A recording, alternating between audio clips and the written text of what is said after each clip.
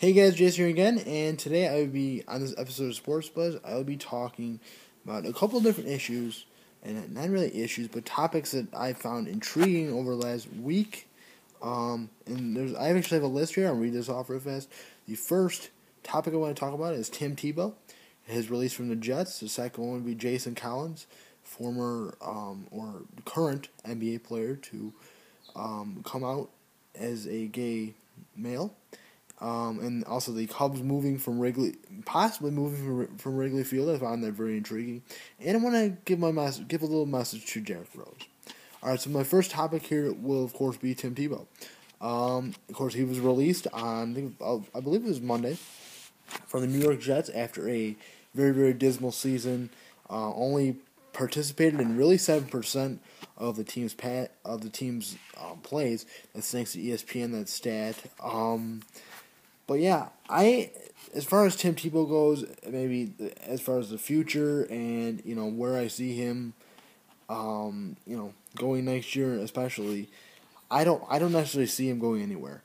Because if you look at him, he didn't play much this year, and there's obviously a reason for that. Sure, he did get punked, I guess you'd say, into coming to New York. It sounded like a good situation with Mark Sanchez, and that's a completely different story. Mark Sanchez is, I think, on his way out of New York.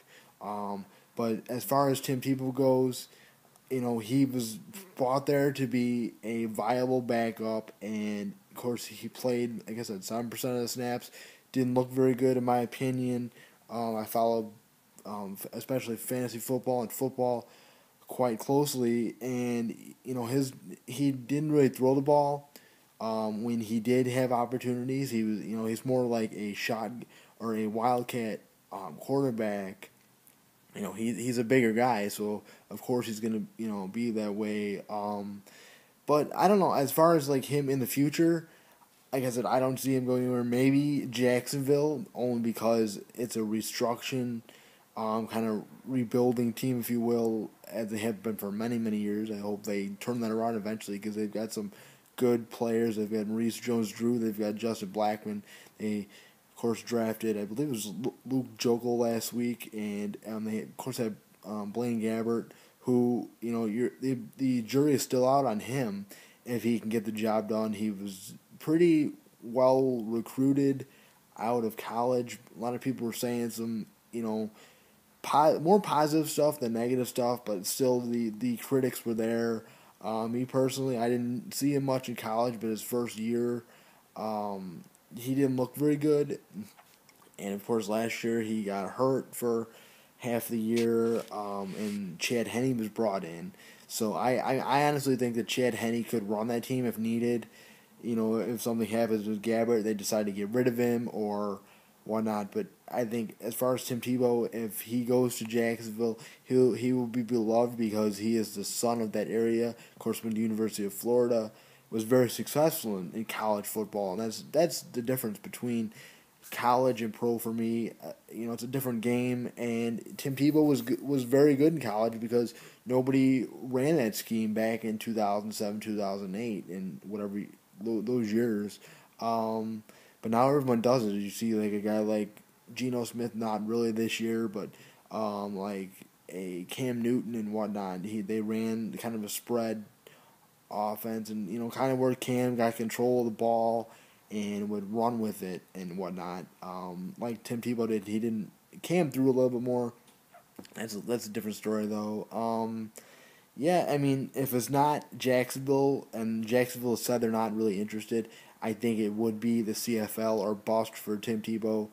And by bust, I mean he would have to change positioning. I think he should do that because, as you've seen, Denard Robinson, the former Michigan quarterback, pretty good, in my opinion. He's another mobile quarterback that could actually play the position pretty well.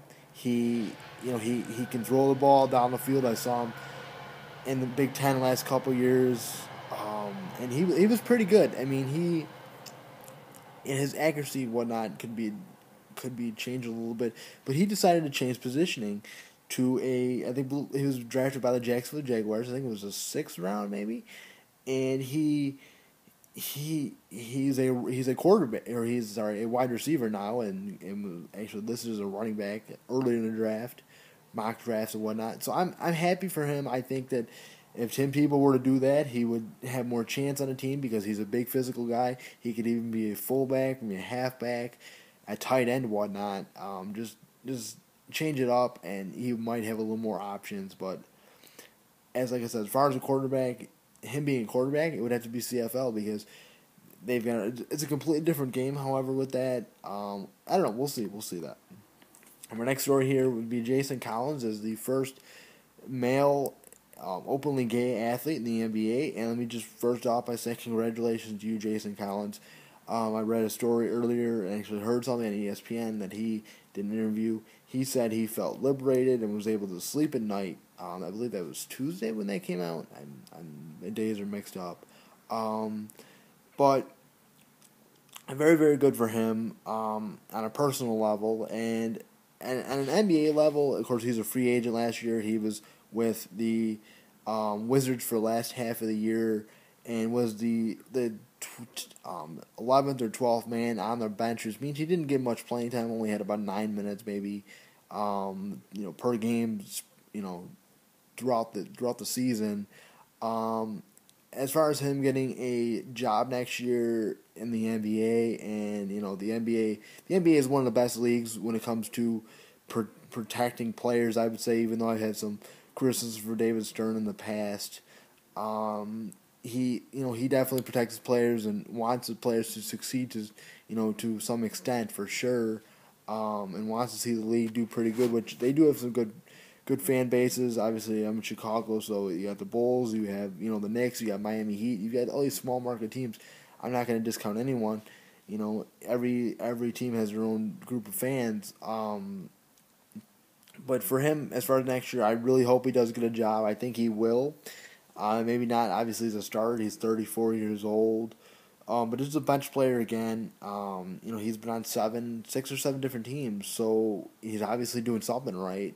Like I said, he's a little bit older, but he can give you some valuable minutes maybe if needed. And I think it's good for the NBA. It's good for pro sports. I think that this will open up the gates, if you will, as far as athletes maybe who are afraid of coming out, afraid of backlash, afraid of getting teased and whatnot by their peers and the fans and the media. Maybe even, I don't think that would ever happen, but I think it'll spark something. I think eventually it'll be there'll be no issue coming out in sports, especially in popular culture, especially. There's a hot button issue right now. I know it's going to be very, very interesting to see what happens with that. So like I said, I think he gets a job next year. All right, my next topic here will be one that just broke recently in the Chicago area and nationally. Really, I think I heard it on ESPN yesterday. The Cubs and Tom Ricketts, one of the owners, they want to do some renovations, and I've been to Wrigley Field a couple times. Obviously, it's an old stadium. The team is not very good. They're a young team, but they're still not there ever since Lou Piniella, I believe his name was, in 2008 when they made the playoffs. They have not returned. That was a promising year for them. Of course, 2003 with the Bartman case and whatnot. But I think as far as the Cubs moving away from Wrigley Field, I think it's possibly could happen.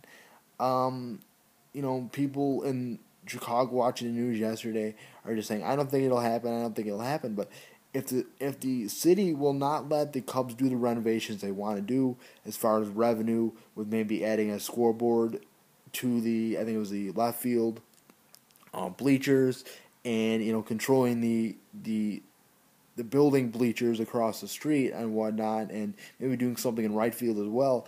I think of course the bathrooms and whatnot, and the famous bathrooms at Wrigley Field, if you've never seen them, look up a picture. They're pretty interesting. But if the Cubs aren't allowed to do what they want to do, I think that they should be able to move, because the stadium's not going to get any younger, and it needs to get repairs. It's not safe. Obviously makes code every year, But if there's baskets basically holding back concrete, which I've heard before, I think that's definitely not a good thing, and I think it definitely needs to be fixed as soon as possible. And maybe who knows, if they get a new stadium, if they improve the stadium, they can that money they can use to get free agents and big time free agents, just as these guys who can still play, but they're younger guys, or they're guys that should be role players and maybe other teams, and they're counted upon to win a World Series. And obviously, I think, me being a White Sox fan, I think the Cubs, if they won a World Series, it'd be good for baseball, just because the entice and the intrigue of Cubs baseball will be back in the city, as far as people wanting to go see it instead of just being a huge bar, which I consider it to be now, and maybe a lot of people do as well. But yeah, a huge party town that Wrigley Field is. Yeah, so that's basically it. And my next issue will be Derrick Rose sitting out all year, and I don't really want to spark anything with this. I know Derrick Rose was cleared a couple months ago to play after hurting his ACL, I believe it was MCL, last year versus the 76ers in the playoffs. He was banged up all last year. He came back in the playoffs and got hurt. We all know that story if you follow sports pretty closely. But as far as him being cleared and not playing, I think that's pretty troubling. It definitely tarnishes his reputation for now. I don't think it's going to have a whole effect on his career. When he comes back, I hope he is good as he says he's going to be. I heard the other day about 80%, 90%, which nobody really knows what that means. Everybody's different when it comes to pain tolerance and getting ready, of course.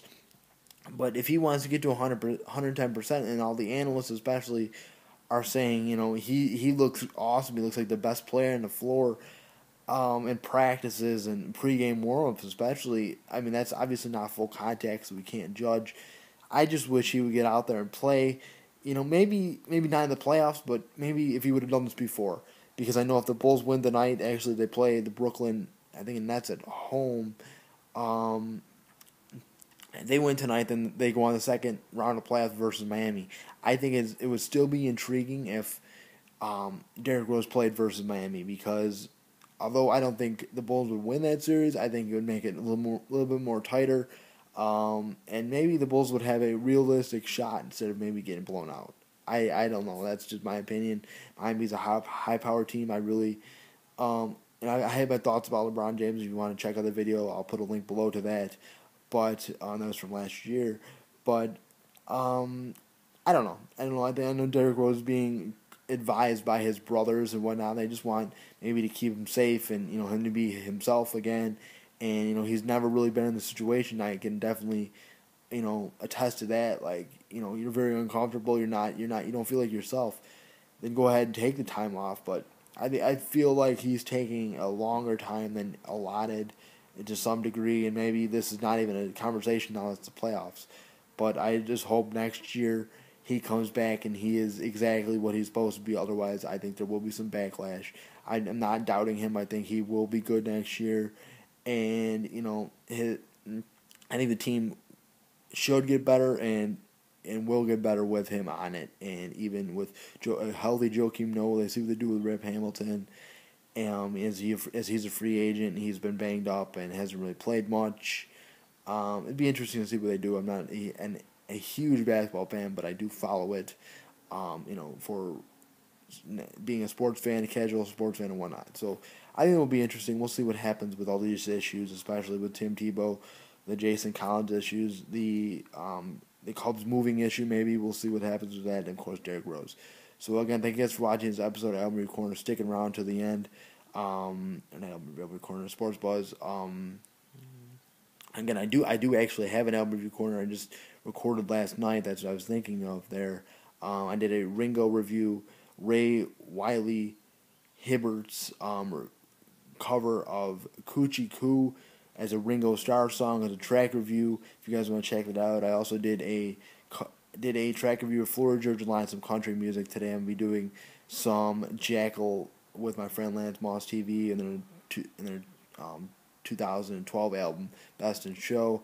I've also got in the coming weeks here, I've got some Foxygen. That's my next review. Actually written that up right now. I've got just a whole bunch of stuff that I'm doing. If you guys are interested, please subscribe. If you like my series, Sports Buzz here, please subscribe. I put out new videos when new sports topics interest me. So if you want me to cover a topic for Sports Buzz, please let me know. Thank you for Lance Moss for suggesting this to me. I've been busy lately. Again, thank you guys for watching this episode. Have a nice day.